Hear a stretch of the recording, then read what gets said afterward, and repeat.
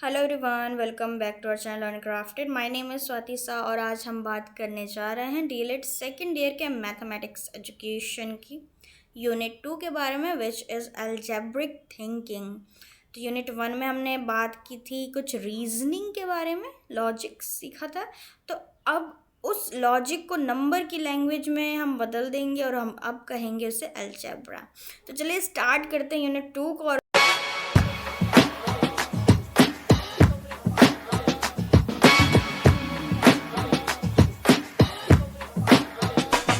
सबसे पहले हम पढ़ेंगे नंबर पैटर्न्स और अलजेब्राइजेशन। ठीक है, स्टार्ट करते हैं हम इसको। Algebraisation is the process of using variables, symbols, equations to represent and generalise number patterns and relationship. तो आपको ये पढ़ के समझ में आ गया होगा कि अलजेब्राइजेशन एक प्रोसेस है जिसके अंदर हम वेरिएबल्स को यूज़ करते हैं, सिंबल्स को यूज़ करते हैं, इक्वेशंस को यूज़ करते हैं क्या रिप्रेजेंट करने में कि क्या पैटर्न आ रहा है नंबर्स का। इक्वेशन का हेल्प करते हैं रिप्रेजेंट करने में और जनरलाइज करने में कि नंबर का क्या पैटर्न है और क्या रिलेशन है एक दूसरे से। कहीं ना कहीं ये थोड़ी हमारी सोच की भी डिफरेंस है। फॉर एग्ज़ाम्पल, अगर हमारे पास कोई एक एग्ज़ाम्पल है 4, 8, 12, 16, फिर आगे है कि आगे क्या है, तो हमने पैटर्न को देखा और हमने जाना कि कहीं ना कहीं इसमें 4 प्लस हो रहा है। 4 में 4 प्लस हो रहा है तो 8 आ रहा है, फिर 8 में 4 प्लस हो रहा है तो 12 आ रहा है, 12 में 4 प्लस हो रहा है तो 16 आ रहा है। ठीक है, तो आगे भी क्या होगा, 4 प्लस होगा। तो एरिथमेटिक थिंकिंग जो होती है वो कहती है कि अगला नंबर क्या होगा, 20 होगा। बट जो एल्जेब्रिक थिंकिंग है वो पूछती है कि what about the 100th number, जो 100वां नंबर होगा वो क्या हो सकता है। ठीक है, तो यही होता है कि थिंकिंग की हमारी थोड़ी थिंकिंग चेंज होती है। यहाँ क्या है कि यहाँ हम वेरिएबल n इंट्रोड्यूस करते हैं जो टर्म की पोजीशन बताता है। n इक्वल टू 1 हमारे फर्स्ट टर्म के लिए और n equal to 2 for second term. तो रूल क्या बनेगा, वैल्यू ऑफ n, जो n की वैल्यू है nth, वो हमारा 4 इंटू n यानी 4n हो गया। फॉर एग्जाम्पल यहाँ पे आपको सीक्वेंस दिख रहा है, यहाँ पे जो वैल्यू ऑफ n हो गया n term is 2n plus में 1, कि n क्या है हमारा, अगर यहाँ पे 1 है तो 1 लिख देंगे, ठीक है, 2 है तो 2 लिख देंगे n की तरफ, और इक्वल टू में क्या आएगा 3। मान लो 2, n को क्या लिख दिया 1 प्लस में 1 इक्वल टू क्या आ जाएगा 3, 2 1 जा 2 प्लस 1 3।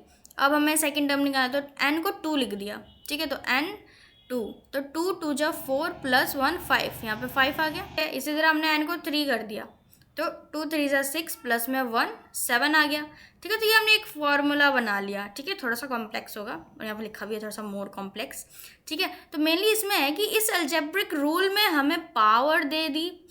अब हम 100th टर्म भी सेकंड्स में निकाल सकते हैं, जैसे कि 2 n की जगह हमने लिख दी 100, क्योंकि 100 टर्म निकालना है कि 100th नंबर पे क्या आएगा, 100वां जो नंबर होगा, ये 1 है, ये 2 है, 3 है, 4th नंबर है, तो 100 यानी 100वां नंबर क्या होगा, तो n की जगह 100 लिख दिया, तो 2 इंटू 100 200 प्लस 1 यानी 201 होगा।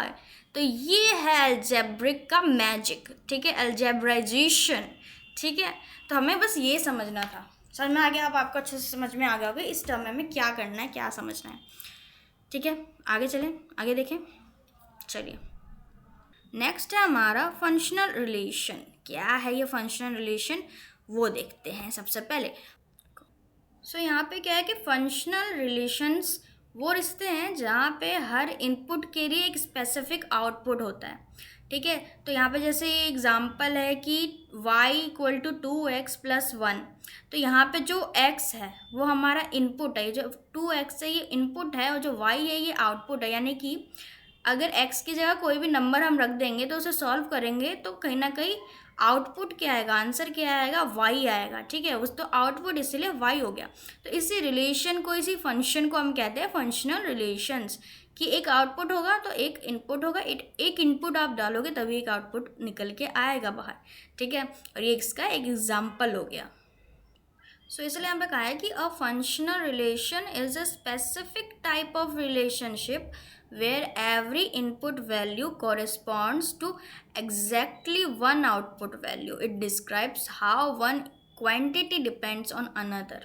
ठीक है, ये बताता है कि एक क्वांटिटी दूसरे पे कैसे डिपेंड है, और रिलेशन बताता है इनपुट और आउटपुट का. ठीक है, जैसे आप कोई भी टैक्सी हायर कर रहे हो, उसके इतने रुपए इतने किलोमीटर के वो लेगा, तो आप आराम से प्लस कर माइनस करके बता सकते हो कि अगर आपको इतना जाना है किलोमीटर तो आपके पास कितने आपको पैसे देने होंगे. राइट, तो इनपुट पे डिपेंड करता है कि आउटपुट कितना निकलेगा. ठीक है, आगे देखें. ये छोटी छोटी चीज़ें आपको समझ में आनी चाहिए.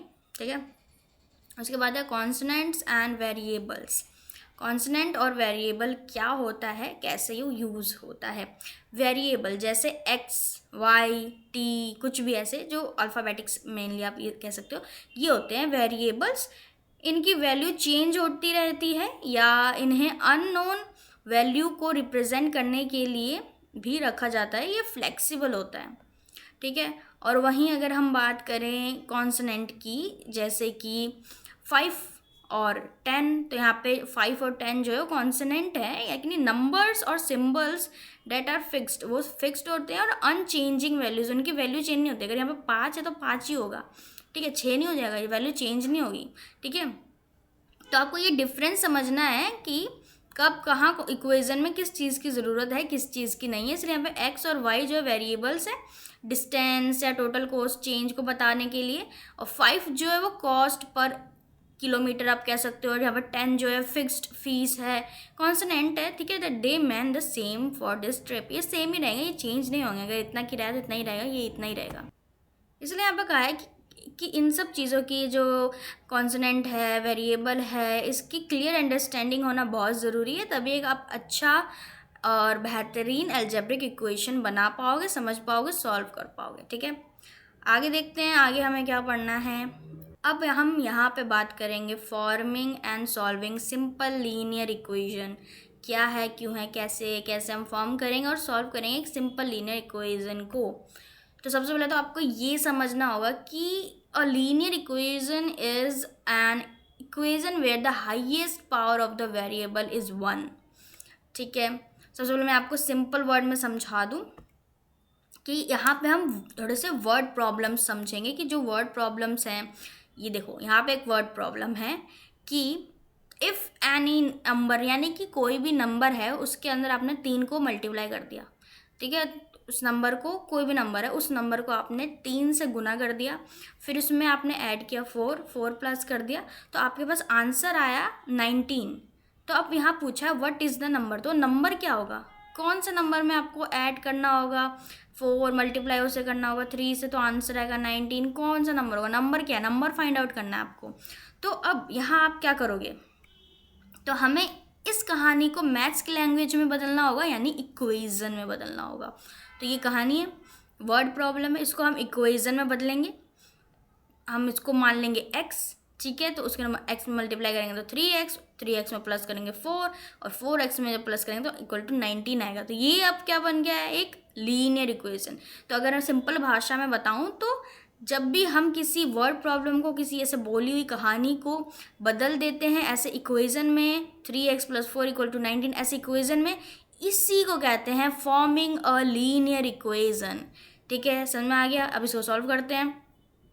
तो जब आप इसको सॉल्व करोगे तो 3x + 4 = 19 है. तो यहाँ पे आप सबसे पहले क्या करोगे, 4 को 4 से आप सब्सट्रैक्ट कर दोगे, यानी कि सबसे पहले आप +4 को हटाओगे दोनों साइड -4 करके, फिर आप इनटू में 3 जो है मल्टीप्लाई 3 है उसको हटाओगे दोनों साइड में डिवाइड 3 करके.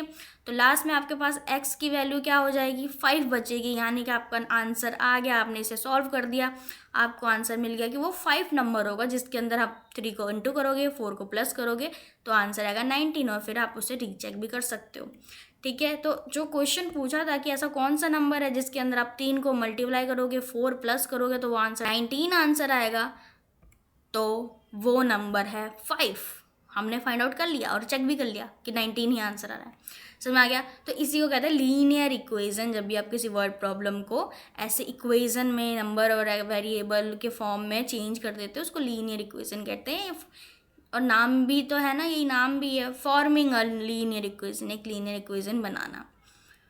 नेक्स्ट टॉपिक देखते हैं। नेक्स्ट हमारा टॉपिक है मैथमेटिकल इन्वेस्टिगेशंस या फिर puzzles that rely on algebraic thinking. So यहाँ पे हमें ये समझना है कि एल्जेब्रा सिर्फ होमवर्क के लिए नहीं है, ये बहुत से पजल्स को सॉल्व करने और इन्वेस्टिगेशन करने में भी काम आता है।